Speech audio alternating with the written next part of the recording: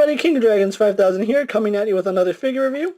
Today we'll be having a look at the Mattel DC Superhero Girls Bumblebee.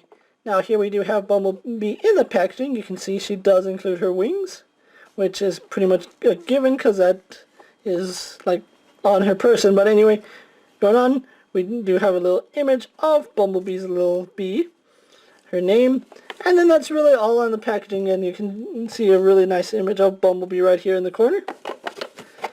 On the back we have a little read-up of DC Superhero Girls, as well as a read-up of Bumblebee.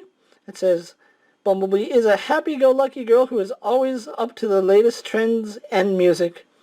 While she can be the life of the party, she is also one of the smartest girls at Superhero High. She even built her own special tech suit that allows her to shrink to the size of a bee. She's also a Metropolis local who goes out of her way to make new students feel at home. Superpowers include enhanced strength, flight, ability to shrink, and project sonic blasts. Other figures in this line include Wonder Woman, Supergirl, Batgirl, Harley Quinn, and Poison Ivy. So really looking forward to getting all these girls out of the packaging. So what I'm going to do now is take a little break, get Bumblebee out of the packaging, and then we'll go on to the rest of the review. So sit tight, everyone. And so here we have Bumblebee posing out of the packaging. Let's actually get a good 360 of her. Right off the bat, I'm going to say not my favorite DC character. However, I really do like this interpretation of Bumblebee. Kind of wish that they continued Teen Titans so that we got action figures of those. But it is what it is.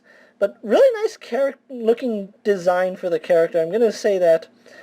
Now, the packaging did say her wings are accessories, and yes, they are. And just like Batgirl, it's a backpack.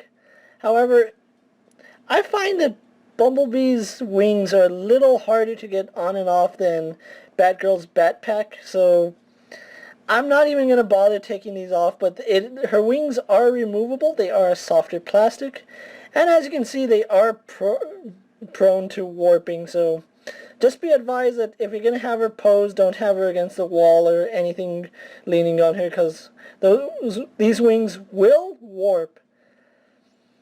One problem I do have with this figure is the paint, and it's not a knock against the figure, it's just the design of it. Seeing as how she's wearing mostly all black, she is sculpted in black plastic, and all this yellow is painted on.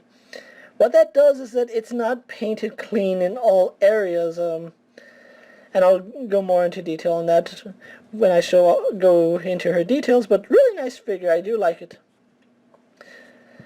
And another nitpick I might have is that her shoes do not match the color of her costume, which it is supposed to match. And once again, that is just because the paint is very different from the plastic that they use. So, you know, there's really not much you can do unless you're customizing it and doing it yourself. But anyway, let's actually go on to Bumblebee's detail.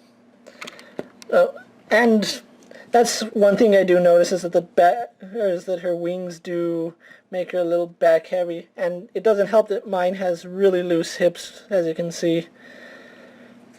So it's a combination of her wings making her a little back heavy and mine having loose hips.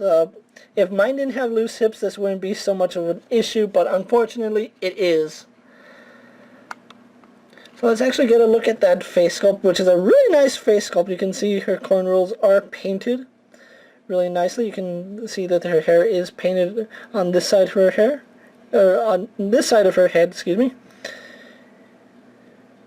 Really liking her hair, how it's this two-toned, and again, it's just the fault of the yellow plastic. You can see some of the brown is bleeding through. It's thinner in some parts. And then we get to the costume where you can see that some of the paint is a little fuzzy, especially like around her chest, or up here at her neck, it's kind of fuzzy.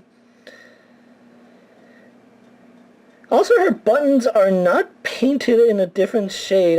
That's kind of disappointing, seeing as how Harley Quinn had her buttons painted. But you can see Bumblebee does have sculpted detail throughout her costume, which is a really nice little detail that they put in.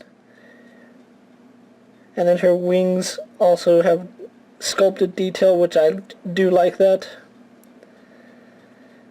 And then we go on to her legs where you can see more sculpted detail and more paint. And like I said, some of it is bleeding. Some of the black plastic is bleeding through the paint, and that's just the way black plastic and paints react. It's really hard to get paint to work on black plastic. And then she does have yellow sneakers. So overall, really nice looking figure. Has a few issues, but like I said, it's mainly on mine, and paint issues are always going to be a problem on action figures, unfortunately. That's just the nature of the beast. But going on to her articulation, she does have a bulge in the head. She can look down and up. Her downward movement is better than her upward movement, I'll give it that. Head moves left and right. Can tilt left and right slightly. If your wings are warped, her hair will get caught, but if the wings weren't... If the right wing wasn't so warped, it wouldn't be getting caught as bad. So that's not a real issue. Arms on a ball hinge go out. Do a full 360.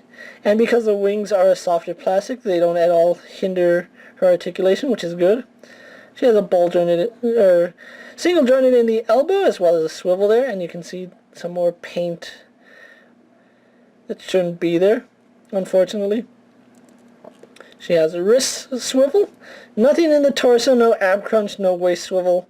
So a little unfortunate, but she does, her legs do move forward, back, and out quite a bit. She's single jointed in the knee, as well as has a swivel in the knee, and swivel in the boot. But just like all the other figures, no ankle joint, which is kind of a problem, especially because mine has those loose hips, and finding that right spot for her to stand is a little bit of a challenge, and having those ankle joints would have been a little better. But that's Bumblebee for you, so what I'm going to do now is take a little break, get a pose for my final thoughts, then we'll wrap up this review, so sit tight everyone. And so here we have Bumblebee pose for my final thoughts. Overall, really like this figure. I just wish Mattel, I don't know, it's not really Mattel, it's just toy companies wish that they would find a way to get better paint apps on black. Unfortunately, that's not going to happen. I do kind of wish that Mattel threw a flight stand in with her, because Bumblebee is seen like hovering a lot, and it would have made sense to have her with a flight stand, but unfortunately she doesn't come with one.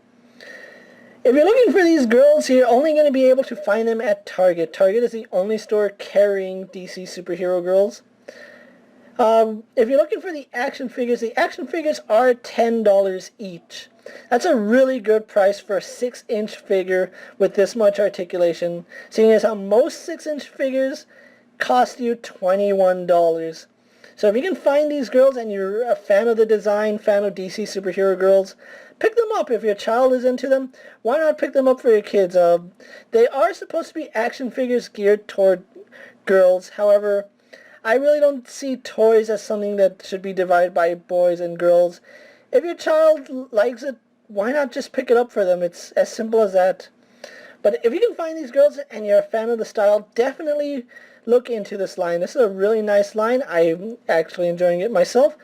We only have one more figure to go, and that's Poison Ivy. But anyway, thank you for watching my video. Don't forget to like this video, comment, tell me what you think of Bumblebee. Subscribe to my channel, and don't forget to check out all my other DC superhero girls, as well as all my other action figure reviews. Hopefully you guys enjoy everything that you see. As always, I'm King of Dragons 5000, and I'll see you guys later. Take care, everyone. My dream.